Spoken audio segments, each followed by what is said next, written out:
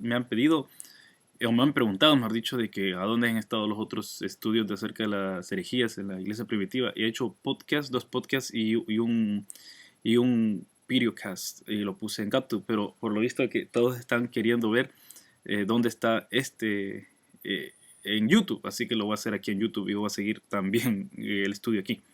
Así que el próximo es el arrianismo.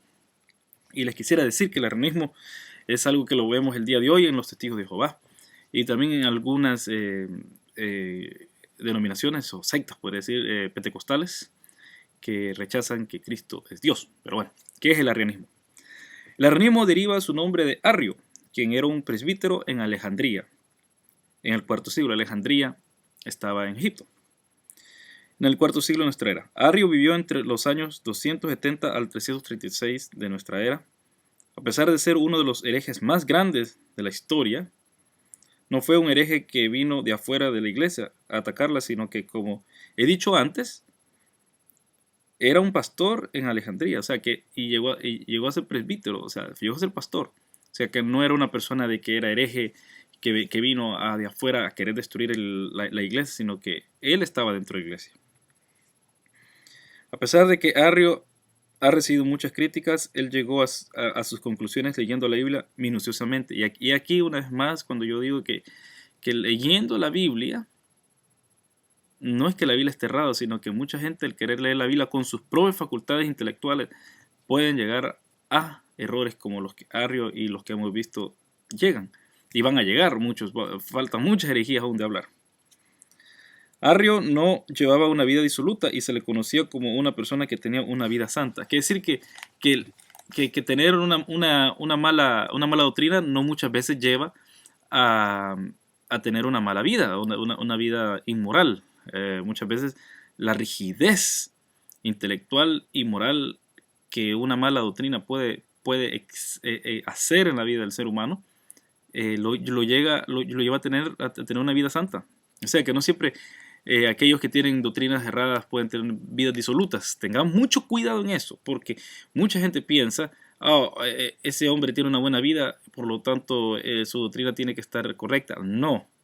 Pero muchos también sabemos que mucha gente tiene vidas malas y tienen una creencia correcta. Por ejemplo, los corintios, que vivían muchas veces en pecado, pero no querían aceptar vivir una vida santa. Pero eso lo vamos a hablar en otra ocasión. No obstante, Arrio llegó a tener que ser excomunicado y condenado por sus enseñanzas en el Concilio de Nicea en el año 325. Ahora, doctrinas y escrituras expuestas por Arrio. Arrio negaba que Jesús fuera eterno en su preexistencia. O sea, que él, como dijo una vez un niño predicador, ¿a dónde nació Jesús? Jesús no nació, Jesús siempre ha estado, Jesús nació en el cielo. Eso es mentira, porque Jesús no pudo haber nacido en el cielo, porque si Jesús nació en el cielo, entonces Jesús es un ser creado. Así que tenemos que tener cuidado con los niños predicadores que predican de una buena voluntad, pero que no saben doctrina. Sino que afirmaba que el verbo, o sea, Jesús, era un ser creado. En base de él se basaba, en base de los pasajes donde él se basaba, eran donde se puede deducir que el Hijo es creado e inferior al Padre, en especial Proverbios 8:22, que dice así: el Señor me dio la vida como primicia de sus obras, mucho antes que sus obras de antaño. Y otro versículo que ocupan los ranianos y que muchos ocupan el día de hoy es el Juan 14:28. Ya me han oído decirles, hablando Jesús, me voy, pero vuelvo a ustedes. Si me amaran, se alegrarían de que voy al Padre, porque el Padre es más grande que yo.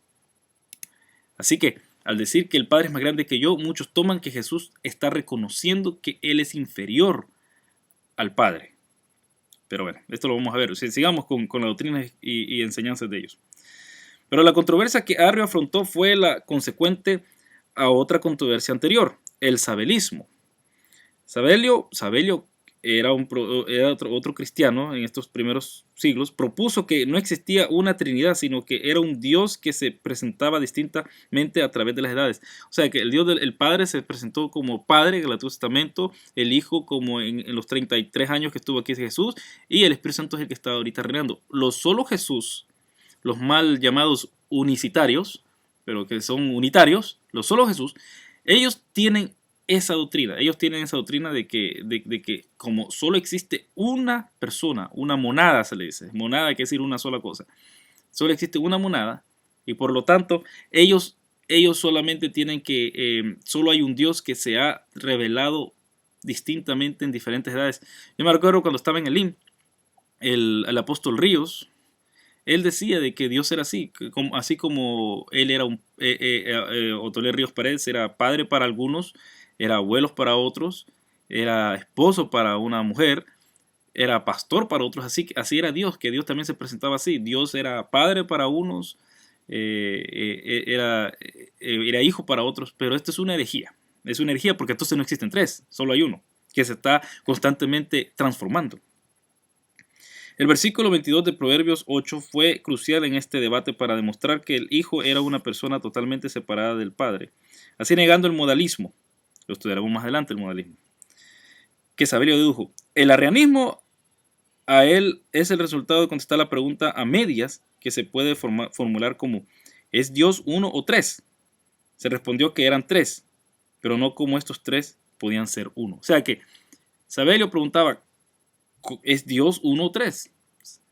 Y Arrio contestó a medias, que eran tres, pero no se explicó cómo estos tres podían ser uno.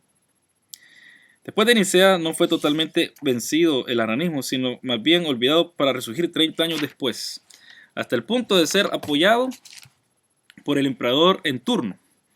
Fue hasta el concilio de Constantinopla en el año 338 que finalmente los arrianos perdieron fuerza dentro de la corte imperial y Nicea finalmente prevaleció. Bueno, este ha sido un problema histórico.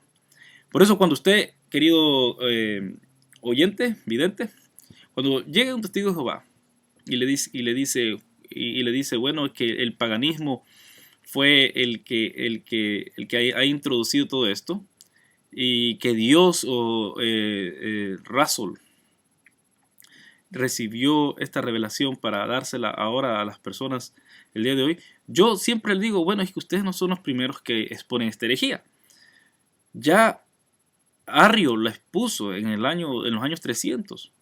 Y ellos se van para atrás. ¿Por qué? Porque muchos testigos tampoco, así como muchos cristianos el día de hoy, no conocen la historia, no conocen su historia. Y por lo tanto, entonces, ellos creen que Dios reveló, como el mormonismo, como el arrianismo, como muchos que siguen apóstoles el día de hoy, creen que Dios está revelando nueva doctrina. Y con esto ya vemos que ya esta herejía ya se peleó, ya se condenó y ya se dio la respuesta bíblica de cómo tirar abajo estas creencias cerradas.